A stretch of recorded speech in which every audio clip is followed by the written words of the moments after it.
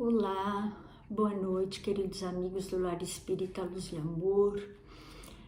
Eu sou a Raquel e mais uma vez estamos aqui para mais um estudo evangélico na noite de hoje.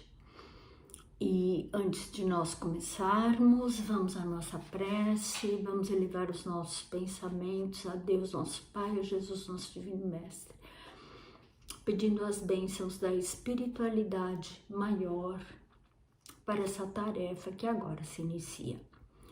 Que nós possamos ter a palavra certa, o entendimento correto, e que essas palavras sejam sementes de luz em nossos corações, que possam trazer em nossas vidas as renovações que se fizerem necessárias. Se conosco, Jesus, agora e sempre, que assim seja. E mais uma vez nós estamos aqui para falar sobre o capítulo 26 do livro Palavras de Vida Eterna, psicografado pelo nosso amigo Chico Xavier, pelo Espírito Emmanuel. A lição de hoje chama-se Açoitando o Ar. E ela começa com um versículo de Paulo aos Coríntios, que diz o seguinte: eu, por minha parte, assim corro, não como na incerteza. De tal modo combato, não como açoitando o ar. São palavras de Paulo, que estão na primeira carta aos Coríntios, capítulo 9, versículo 26. Açoitando o ar. O que significa açoitando o ar? Vocês já experimentaram dar um murro, dar um tapa no ar? O que acontece? Nada. Então é isso que Paulo fala, que nós temos que nos dedicar às coisas de tal maneira que elas surtam efeito, de tal maneira que elas sejam produtivas, e não como quem açoita o ar, que é você dar um murro e não acontecer absolutamente nada. Você vai ficar batendo no ar, não vai acontecer nada. E nessa lição, Paulo, ele coloca aos habitantes de Coríntios, que ele sempre, em todos os momentos, ele se coloca na condição das pessoas, para que as pessoas possam ver nele um exemplo e se dedicarem ao conhecimento do Evangelho. Porque Paulo, ele coloca neste capítulo, neste capítulo 9, ele fala sobre o seu trabalho, sobre a sua dedicação à divulgação do Evangelho do Cristo. E ele fala que ele se coloca na condição das pessoas. Se uma pessoa é pobre, ele se faz pobre. Se uma pessoa é pequena, ele se faz pequeno. Ele se coloca de tal maneira que ele possa ser compreendido e que ele possa servir de exemplo àqueles que o ouvem, àqueles que o seguem na divulgação do Evangelho. E nessa lição, o que ele nos traz? Ele nos traz o seguinte, que muitas pessoas, elas se colocam como divulgadores do Evangelho, como estudantes do Evangelho, como trabalhadores da seara do Cristo, mas elas fazem as coisas tão mecanicamente que não surtem efeito nenhum, que elas não produzem nada. Então, nessa lição, o Emmanuel, ele nos diz que em todos os momentos nós temos que ser úteis, mas de uma maneira produtiva e não simplesmente de uma maneira mecânica. Então ele coloca aqui exemplos de pessoas que têm muitos planos, que fazem planos, mas nunca realizam. Porque para você realizar, é preciso que você despenda energia. E tem pessoas que só ficam idealizando. Em nenhum momento elas se dispõem ao trabalho. Aí ele fala também daquelas pessoas que falam muito de amor. Falam sobre o amor, divulgam o amor, mas não vivem. Que são aquelas pessoas que muitas vezes, dentro do seu lar, com a sua família, simplesmente ignoram aquelas pessoas difíceis, não tem paciência, não tem tolerância, não tem indulgência, não tem empatia com aqueles que ainda não estão, digamos assim, né, na sua sintonia. E não é assim que nós devemos agir. Nós devemos amar, respeitar a todos os nossos semelhantes. E aqueles mais difíceis, é claro que a gente sabe que a gente não tem como, às vezes, amar determinadas pessoas, né? Porque nós sabemos que às vezes na nossa vida nós estamos vivendo relações de reajuste, nós estamos dormindo com o inimigo muitas vezes, né? Como se diz no popular. Mas é necessário que a gente respeite, é necessário que a gente seja tolerante, que a gente seja compreensivo. Se a gente não consegue ainda amar, que a gente consiga respeitar. Ele fala também daquelas pessoas que exaltam a tolerância, exaltam a paciência, mas diante das menores dificuldades, elas já reclamam, elas já se colocam como pedinchões, como reclamões. Eles não aproveitam as oportunidades que estão lhes sendo oferecidas pela vida para angariar novas lições, para aprender novas lições. Isso sem falar daquelas pessoas, né, que escapam dos problemas, que fogem dos problemas, que não querem muitas vezes nem ouvir falar de problemas, de dificuldades, que simplesmente querem ignorar, querem fugir. E quando nós agimos dessa maneira, nós deixamos de aprender a lição. Pois tudo aquilo que vem na nossa vida, de problema, de dificuldade, de pessoas muitas vezes difíceis, pessoas que nos cobram, que exigem determinadas atitudes nossas, tudo isso é para o nosso aprendizado. Nada vem para nos castigar, nada vem para nos punir. E o Emmanuel coloca isso, que nós somos os primeiros a exigir mudança dos outros.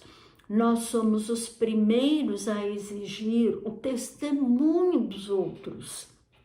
E nós, às vezes, somos aqueles que pregamos uma coisa e, diante da dificuldade, estamos cheios de dúvidas, de questionamentos. Somos aqueles que cobramos atitudes dos outros, mas não olhamos para nós mesmos. E como que a gente pode cobrar alguma coisa do outro se nós somos imperfeitos, se nós estamos numa condição de eternos necessitados, eternos aprendizes? Por isso que ele usa essa expressão, açoitando o ar, que significa não surtir efeito. Significa não produzir nada. E nós, muitas vezes, nos colocamos nessa condição, porque a gente conhece, a gente estuda o Evangelho, a gente prega para o outro, mas a nossa vida não muda nada. E é para isso que o Paulo já advertia as pessoas naquela época que quando fizessem alguma coisa, fizessem integralmente, se dedicassem, lutassem. Inclusive, tem um pedaço nesta carta, né, neste capítulo, onde ele fala que muitas vezes nós corremos nas arenas, porém é só um que vence. Então que nós sejamos aquele que se esforça de tal maneira que recebe os louros, que ganha a corrida. Ele coloca isso para as pessoas, que façam tudo como se fosse a coisa mais importante da sua vida. A nossa transformação espiritual deve ser a coisa mais importante da nossa vida. Pois é isso que nós vamos levar quando nós formos embora daqui. A gente não vai levar as coisas materiais, a gente não vai levar os títulos, a gente não vai levar o dinheiro, enfim, nada que pertence à matéria vai nos acompanhar. A única coisa que vai nos acompanhar são as conquistas espirituais. Então, que nós sejamos aquele que corre e que chega em primeiro lugar, que recebe os louros da vitória. Ele usa esse exemplo neste capítulo 9 da primeira carta aos Coríntios. Porque Paulo, ele se colocava por inteiro, ele se entregava em tudo aquilo que ele fazia. E Emmanuel também nos adverte, né? Porque muitas vezes nós sabemos tudo na teoria, mas quando a crise nos visita, quando as dificuldades nos visitam, e elas vêm porque elas vêm para nos testar, porque a gente não pode esquecer que nós estamos aqui na Terra para aprender. Aqui é um planeta escola. Então, como numa escola, nós somos testados, nós somos avaliados. Então, ele coloca aqui: mas visitados pela crise que afere em cada espírito os valores que acumulou em si próprio diante da vida eterna, vacilam desencantados nas sombras da incerteza. Porque muitas vezes é isso que acontece. Quando nós somos chamados para verificar, para que a vida nos testa, para ver se nós realmente aprendemos a lição, a gente vacila e muitas vezes vai para outras paragens. Então são aquelas pessoas que diante das dificuldades vão buscar a religião mais forte. Muita gente fala isso. Então não é isso que nós devemos fazer. Não é assim que o verdadeiro aprendiz do Evangelho tem que se comportar. Nós temos que ser o exemplo. E mesmo diante da dor, mesmo diante da dificuldade, nós temos que sofrer com dignidade. Nós temos que sofrer, né, certos de que nós não estamos sozinhos. É que nem tem uma historinha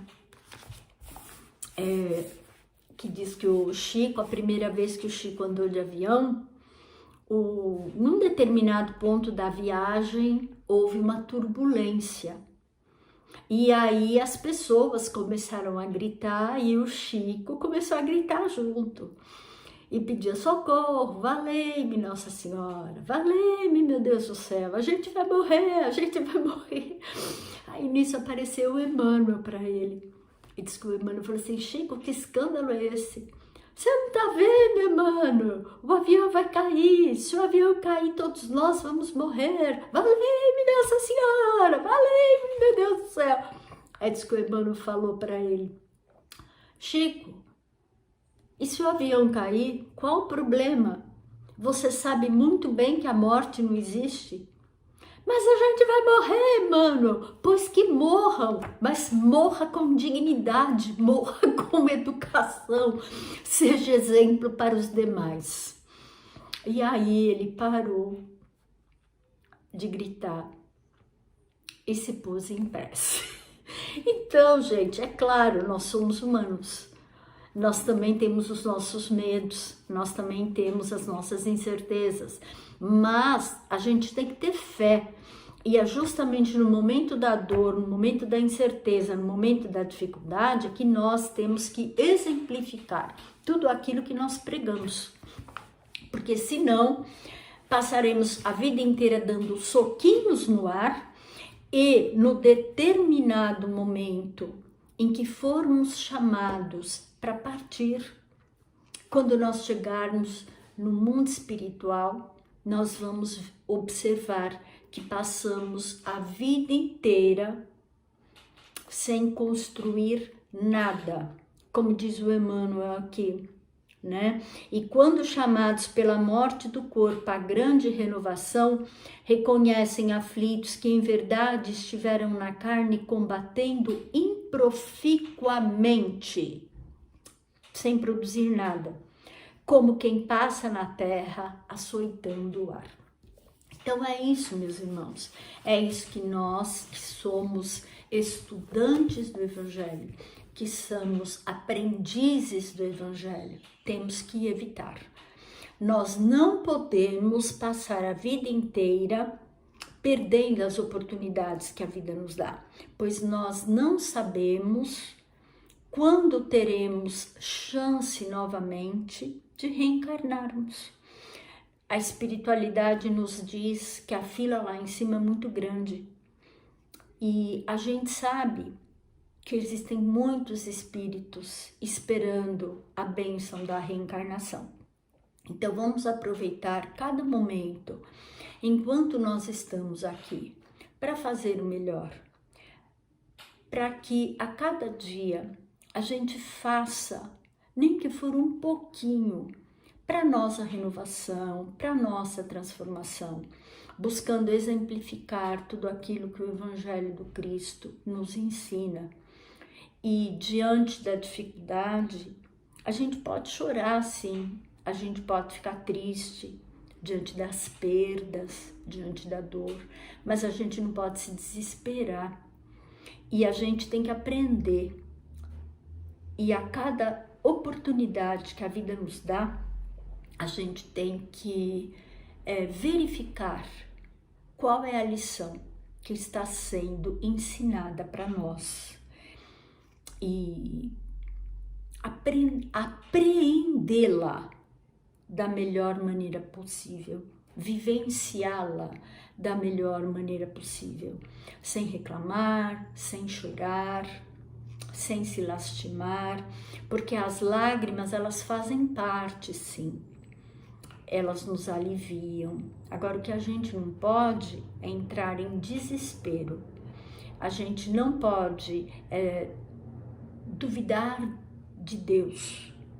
A gente não pode vacilar diante dos desígnios de Deus. Nós temos que ser firmes e fortes para conseguirmos ser aquele que recebe os louros da vitória. Então, nesse instante, vamos elevar os nossos pensamentos mais uma vez à espiritualidade, agradecendo a Deus, a Jesus, a toda a equipe de trabalhadores do bem que nos sustentou nesse estudo. E pedimos que possamos ter uma boa noite, um bom final de semana, Que a espiritualidade nos acompanhe, nos assista, proteja nossos lares, nossos familiares, parentes e amigos. E que possamos, Senhor, a cada dia nos tornarmos instrumentos melhores, ferramentas melhores para a espiritualidade nesta seara maravilhosa em que Jesus está sempre ao nosso lado. Gratidão, meu Deus, gratidão por tudo. Uma boa noite a todos e até a próxima. Que assim seja. Tchau, tchau.